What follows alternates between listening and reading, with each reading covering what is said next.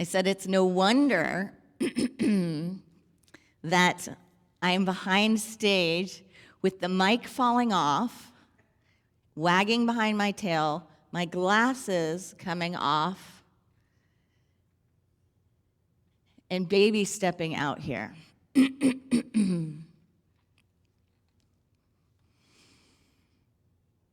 Vision and clarity, power and speaking your voice and speaking your truth, and what the collective is going through. Deep breath this morning. We're here together this morning for the practice. There are no experts in this room. There is no one that has all of the godness. There is no authority other than your practice, and you're going directly to headquarters. Amen? This is the truth. This is the truth. Are we not in interesting times? We are in interesting times. We are in very curious and very interesting times. There are a lot of pulpits this morning, and there are a lot of ministries where there are people that are super excited to stand in the position I'm in today. Super excited to say that they know and they've got the answers, and I did it, we did it, all of that. In Unity, that's not what we teach. We don't teach that we're here as a spiritual community to tell each other what is or tell each other what to do. We come together for the practice. So my intention today and my hope today is that wherever we find ourselves this morning, we are transparent about the elephant in the room, that we are in interesting times, that for so many, wherever you are in your life and your experience, it's welcome here. That you belong, that you're heard, you're valued, you're seen, you're acknowledged, you're honored. Because that's what unity is. Even when we have our youth programs and the history of unity in youth, it's not about telling young ones what is, it's about drawing forth the wisdom that's already within them. And that's what we are to each other. That's what our practice is collectively. And that's the practice we bring to the world. So I want to acknowledge that, and I want to acknowledge that we stand on a great practice. A practice that says go directly to headquarters in everything you do. A practice that says that we believe in equality of women, that we elevate women. You know, in Unity, we have a history of women being spiritual leaders. So we stand with and for women. And we're going to do a little bit of the practice today, but we're also going to look a little bit at the thinking of how do we get right here collectively. You know, unity so much focuses on the internal work and the internal path, and that's huge and it's so important. But have you not just been pulling out your hair a little bit about the collective? And how do we do this together? How do we do this life together? How do we bring light and goodness together? I truly believe at the depth, most people have positive intentions, no matter what it looks like, no matter how mangled it can get. Most people have love inside of them, and they want something that's good. They want something that's gracious. It's whether or not we have the same ways of getting there, right? That's often what it is. I mean, the times that it's not that, they're small. The amount of people that don't have that, it's a small number. But sometimes we think that I know what you need to do. I know what church you need to be in. I know what education system you need to have. I know how you need to be with your body and what you need to do, when you need to be doing it. And that creates some systems that cage, some systems that confine, some systems that bind. And that's what we're not here for. We're not here to make puppets. We're here to awaken wisdom within. And when that gets uncomfortable, when there is uncertainty, when there are gray areas, there's a tendency to unravel. There's a tendency to try to grasp and gain control, to try to just go, this is what I've learned, so let's do it like this. I had an experience this week. I was rushing around doing my life, and I was on the phone while getting ready to go to a meeting, and one thing after the next, and even knowing exactly what I was doing in the moment, I was outside, and all of a sudden, boom, I twisted my ankle, and I came down on it, and I heard a crunch, a crack like I haven't heard forever, actually. I've done a lot of ankle twistings, and I haven't heard it. And I screamed, and I cried, and I hobbled inside, and I sat down, and I just bawled because it hurt. And as I sat down, that little voice inside of your head that tells you what to do, I said, sit and elevate. That's what came to me, right? Sit and elevate. And then I said it again. And then I was like, yeah, sit and elevate. That's right. Absolutely. Sit and elevate. Not just for your ankle, but for your mind. Not just for your mind, but your soul. Not just for yourself, but for your nation. We are all called in this moment to sit and elevate, to sit with the practice and to elevate our thinking, our awareness, and our field. And that's how healing occurs. That's how real healing occurs. So what did I do? I did sit and elevate. Thank goodness it wasn't broken. And I was amazed each moment as I started exploring what was going on, that the sitting and the elevating was working, and that what I thought and seemed to be so bad, and it was rapidly healing itself, because that's what life does, right? The second something happens, life rushes in, Godness rushes in, healing rushes in. Your body just automatically does it when you sit and elevate. Amen? So that's what we're called to do. Not to go into different perspectives and perceptions and pull ourselves apart more, but to sit and elevate. So let's take a moment this morning together. Let's just take a moment and breathe, because there is a collective energy. There is a pain body. There is a discord. There is a disruption.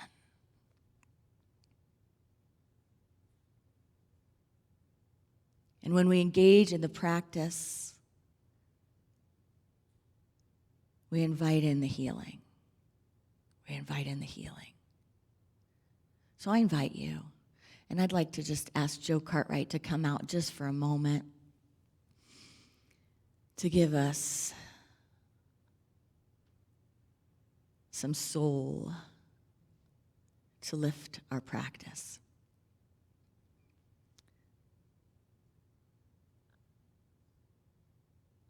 Let's tune in to what we are feeling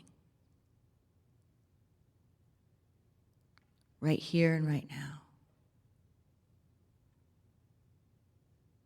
Just breathe into this moment. How is your heart?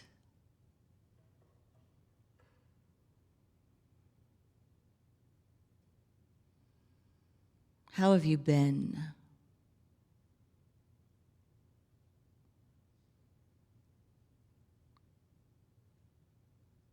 Do you feel seen and heard? Do you feel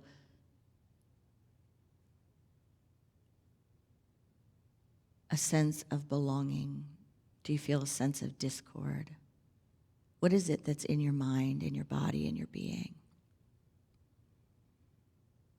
Just give that some space. Allow it to fully be here.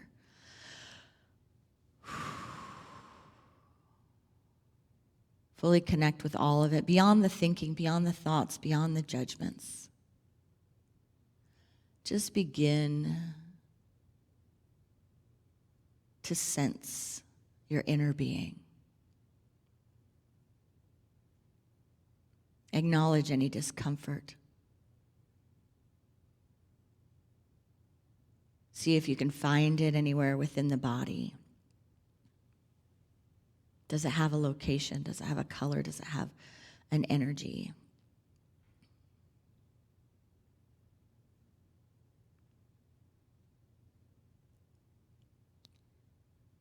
And go to that space.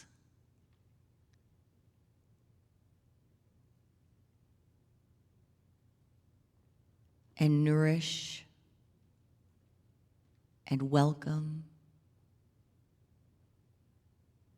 and love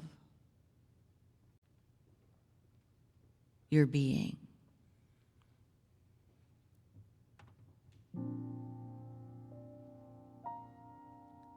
Take a deep inhale and a complete exhale.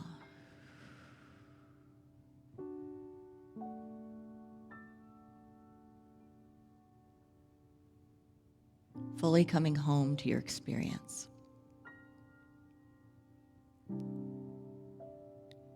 Not being afraid of it, no matter how big or small, no matter how tame or wild.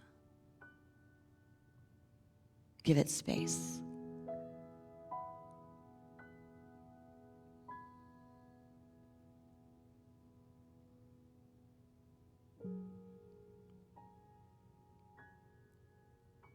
I invite you now to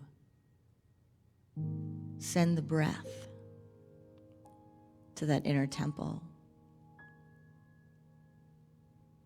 the space within your body that you're tuning into, as if you're breathing and sending spaciousness, just sitting with that space, holding steady there. Not running away, not trying to change it.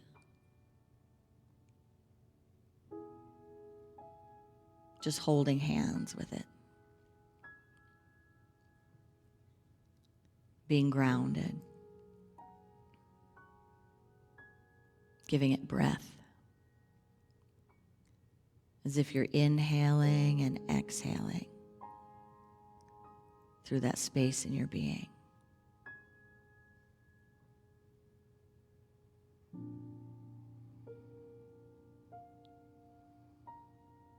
Notice how the feelings within shift. The sensing changes.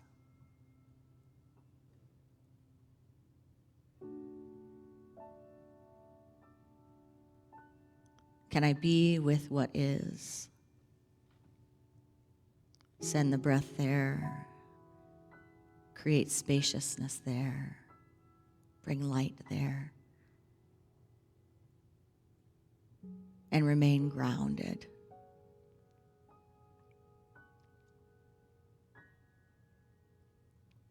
Rooted in my practice.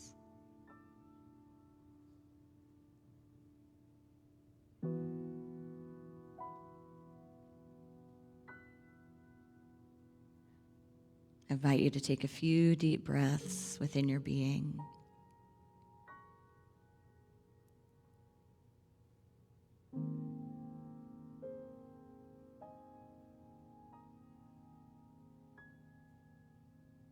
Acknowledging this sitting practice.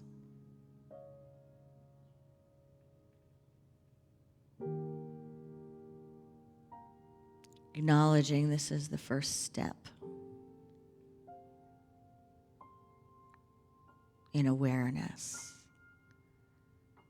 This is the step before conversation and communication and action.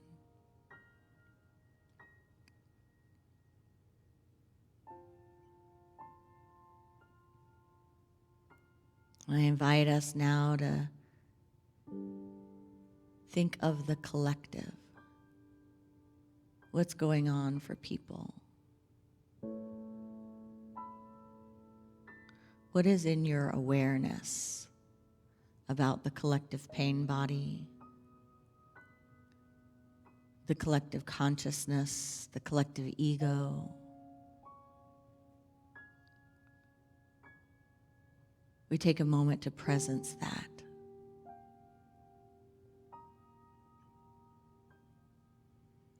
And now a deep inhale and exhale.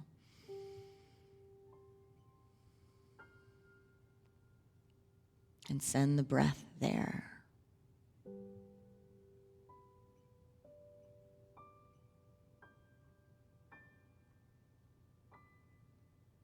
As if you're releasing air out of a balloon. Tension where there is restriction.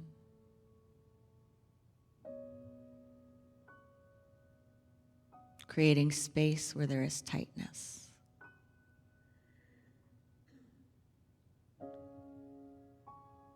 On behalf of all beings, we breathe. We expand. We sit. And we elevate.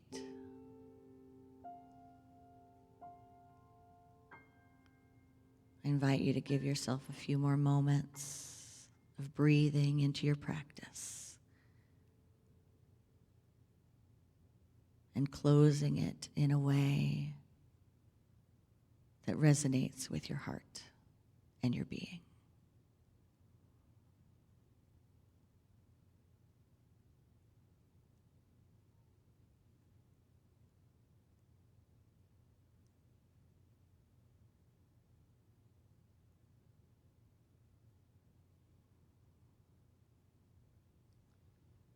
Namaste. So we're going to process as a people unfolding and developing. And in Unity, we have a great gift because many of us have gone through this paradigm and this process that's happening collectively in our own spiritual practices. Very few people were born in Unity and are lifetime Unity people.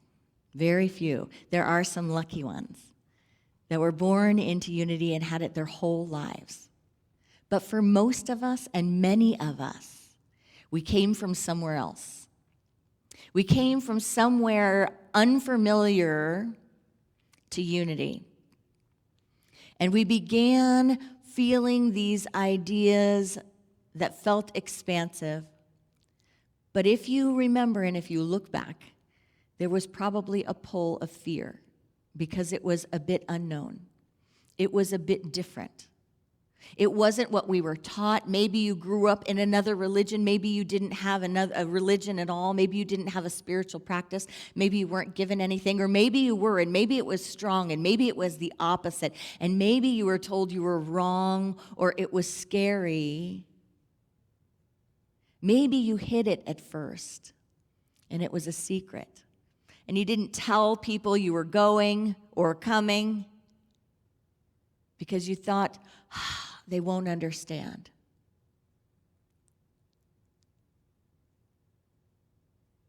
But what did we do when that happened? We slowed down and we looked within. We went directly to headquarters and we moved the mountain that tells us we need to do what someone else thinks is best for us. And we need to start listening to our own hearts. And we began to learn and trust that it was safe to listen. That we had direct access, as Charles Fillmore said, to go directly to headquarters. That it was safe to let go of the comforts of the past, even when it feels unknown. And that's one of the things, friends, that's happening right now in the collective. And it's uncomfortable, isn't it? It's really uncomfortable.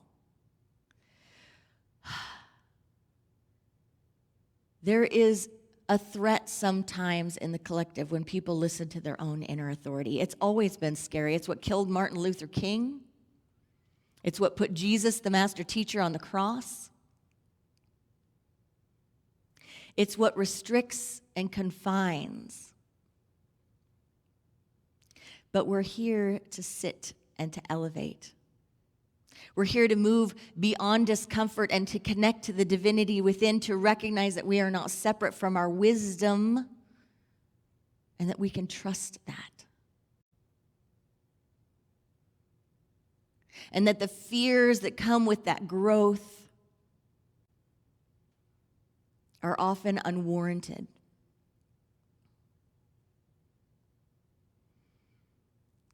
This is a time where we could stand in black and white thinking, and that may have happened at the beginning of your unity time for some of you. You may have had people saying, don't go there. You may have had other people say, don't tell anyone you're going there. You may have had something in yourself saying, is it okay?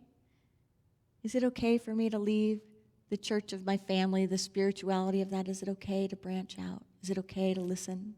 Is it okay to follow my truth and follow my practice? Is it okay not to have someone telling me what to do?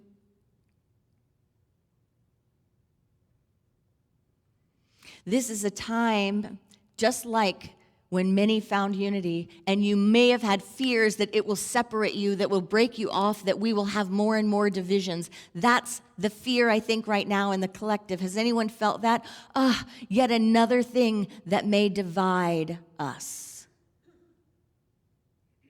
Another thing that may stand between our unity, our oneness, our love, our hearts, our trueness, our true intention, our true beingness, our God, the one God that is known by so many names. One more thing that could divide us.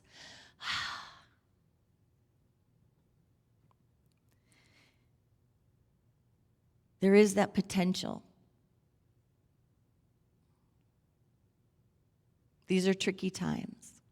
Emotions are heightened. There's investment. There's attachment. There's polarity. There's opinions.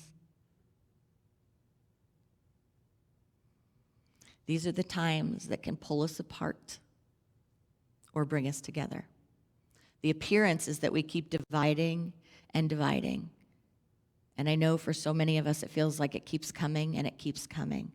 One thing after another in the news, in our lives, in our world.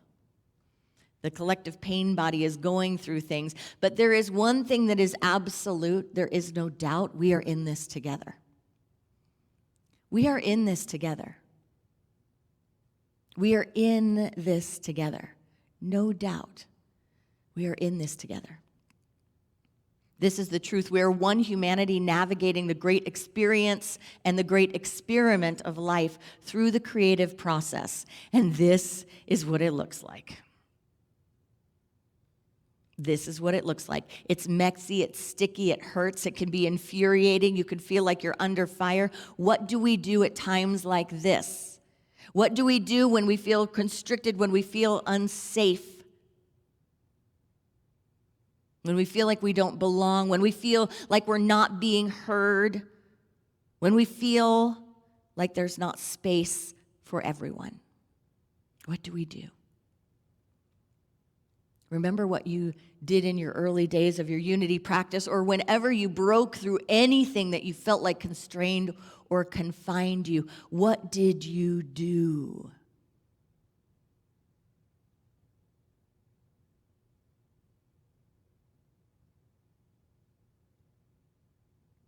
Didn't you have to trust yourself? Didn't you have to sit with whatever it was and wrestle with it and step out on faith? Meditate, pray, breathe, and at a core level, move forward knowing you are reachable, teachable, that the divine is right here within you and among us, and that it's okay, that you're safe. And then you think about the rewards that came later, but you don't know the rewards in the moment of discomfort, do you? You don't know that. So what do we do at times like these? Our call is to elevate ourselves and emancipate ourselves from black and white thinking. We tend to live in a world, and the ego does this, the sense of separation does this, is of either or, this or that, mine, theirs, us, them, with us, against us, the world of binaries, binary thinking. And what we need is to find our way into deep listening, out of binary thinking, and into what is called full spectrum thinking. And it's not comfortable because it's full of gray areas. It's not comfortable because I have to lean on not just my own experience, but I have to deeply listen to the world around me, and it can be scary. I read a beautiful author, Clay Drinko. He wrote an article, and he is an educator and an author. And he says this about black and white thinking. Dichotomous thinking happens when even complex concepts, ideas, and problems are oversimplified into being one side or another. The gray area in the middle is ignored or goes unnoticed. Binary thinking helps us feel a sense of certainty. In a complex world, binary thinking can feel comforting. The uncertainty of complexity can be scary and anxiety-provoking, so no wonder people fall into binary thinking, especially during uncertain times like we are currently experiencing. He said, when people don't know anything about a topic, they have low confidence in their expertise. But as soon as they know a tiny bit, their confidence soars. Then the more people learn, the less confident they become when they begin to realize that it's more complex than they initially realized. Once someone starts to actually become an expert in a field, their confidence finally starts to gradually increase again. This is known as the Dunning-Kruger effect, the Dunning-Kruger effect. And the Dunning-Kruger effect is that the second you start to get a little bit of knowledge about something, you're like, I got it. I've got all the answers. I know what everyone should do because I've got the basics covered. And when we have access to information, or when we trust only our own experience rather than the full being of the collective, we can move into that overconfidence and think, I know what you should do. I know where you should be. I know how you should worship, who you should worship, where you should live, who you should marry, what you should do, how you should love, how you should move forward in your being. And then the more people learn, we find the less confident they become, the more open, the more spacious. The more difficult it is to assert authority and say, I have the answer, until one becomes an expert in the field. The Dunning-Kruger effect is a cognitive bias in psychology, whereby people with limited knowledge or competence, this is the dictionary definition, in a given intellectual or social domain greatly overestimate their knowledge or competence in that domain relative to objective criteria or to the performance of their peers or people in general.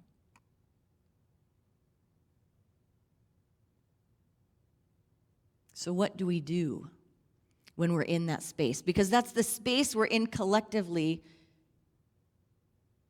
And that's sometimes the space we're in our own beings when we feel stuck, when we feel caged, when we feel like we're not free. So how do we move ourselves out of that? Because when we're in it, it's hard to see it.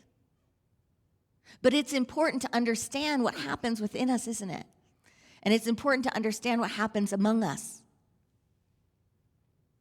When we don't, we keep clashing, we keep hitting, we keep restricting, we keep hurting, we keep suffering. So can we give it spaciousness? Can we give it breath? There's something called full spectrum thinking. Bob Johannesson from the Institute for the Future and author of New Leadership Literacies talks about full spectrum thinking. And he says, full spectrum thinking is the ability to seek clarity across gradients of possibility while resisting the temptations of certainty. Can we recognize that there's no religion that's the right religion? There's no way that's the right way. There's no one that has the right answers. That there are spectrums of possibility. There's no one that's completely bad or no one that's completely good. And if we breathe into the practice of the principles that God is and I am, that we are of this Godness, then we can recognize that exists within each one of us, that Godness. And begin to look at the full spectrum of possibilities and look at the positive intention behind everyone, everything, and in every moment. And begin to work from there. Full spectrum thinking, he says, is the ability to seek clarity across gradients of possibility while resisting the temptations of certainty.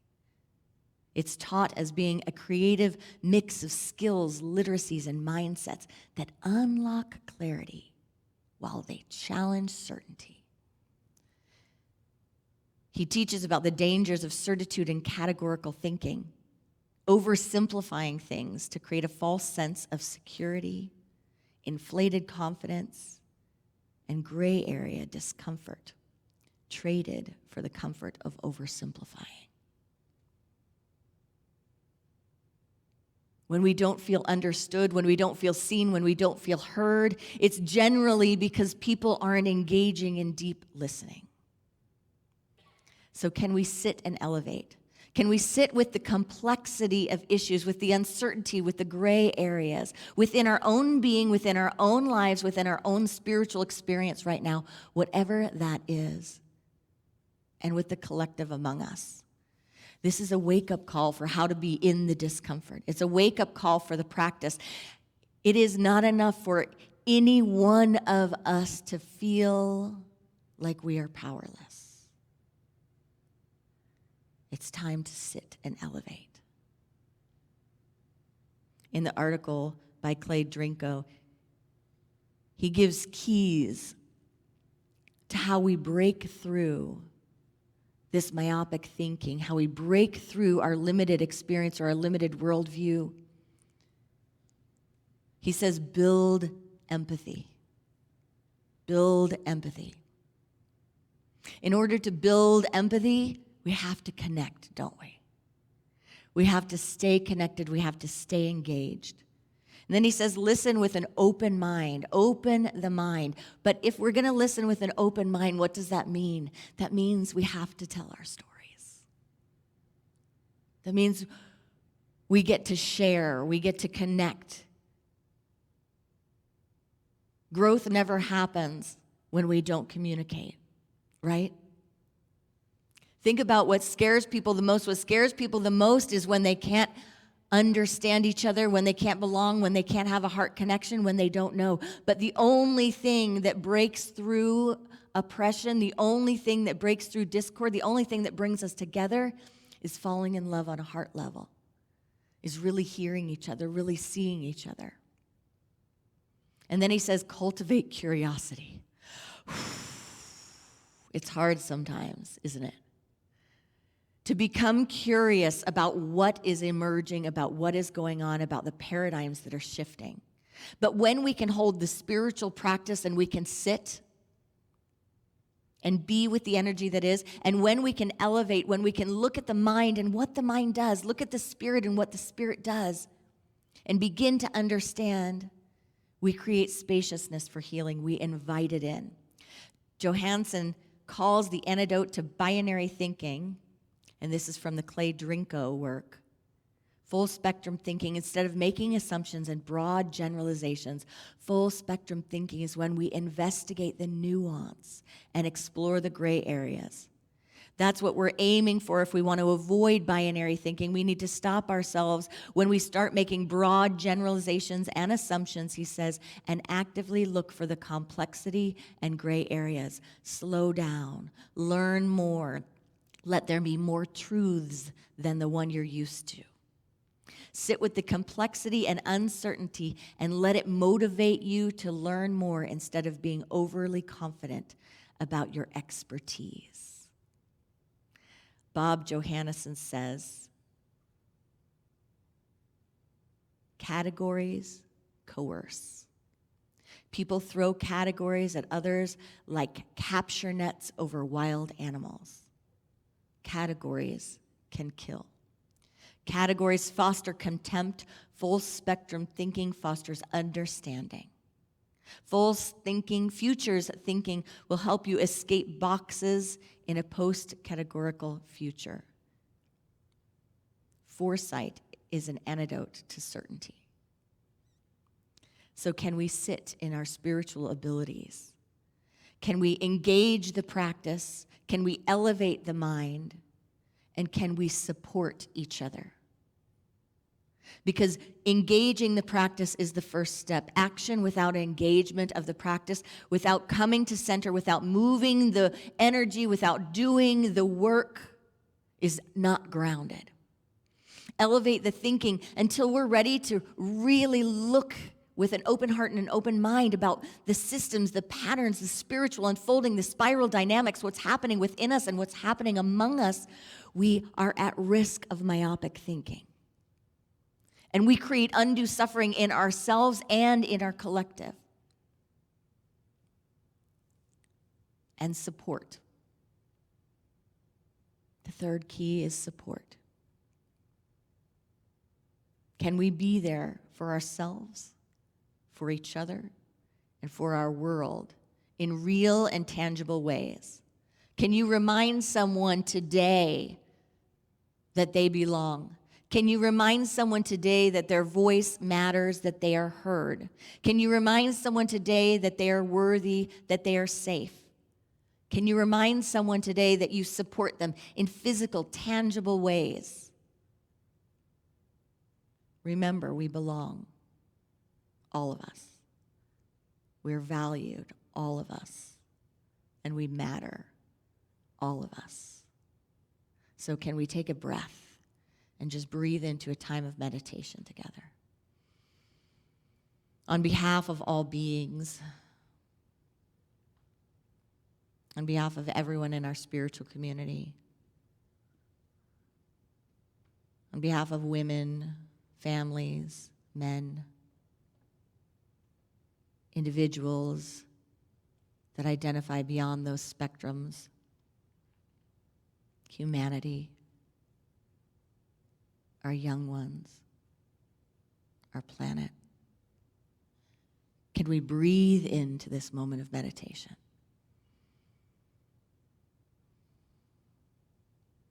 I see you. I hear you. Your voice matters to me. I see you.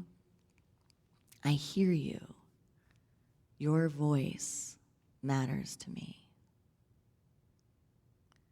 I see, I hear, I matter.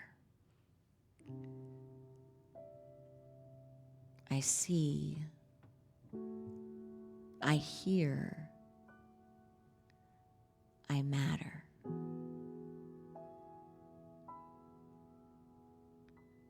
Grounded in this space, I speak. It is safe to listen. It is safe to speak. It is safe to tune into my intuition.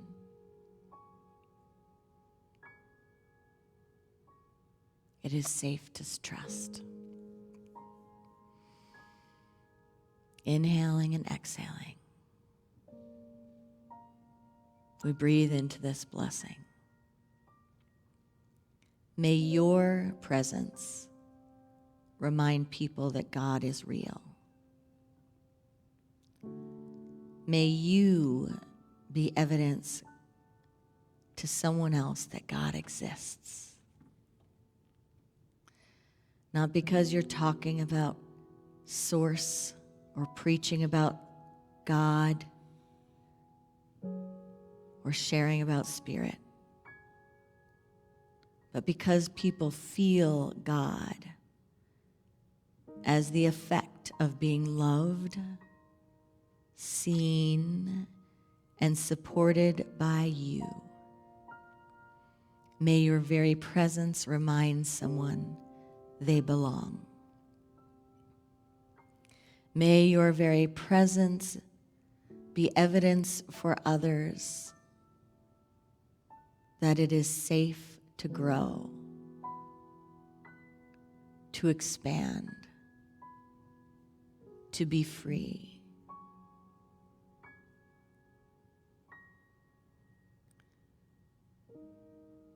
Because of you, may someone say, there has to be God.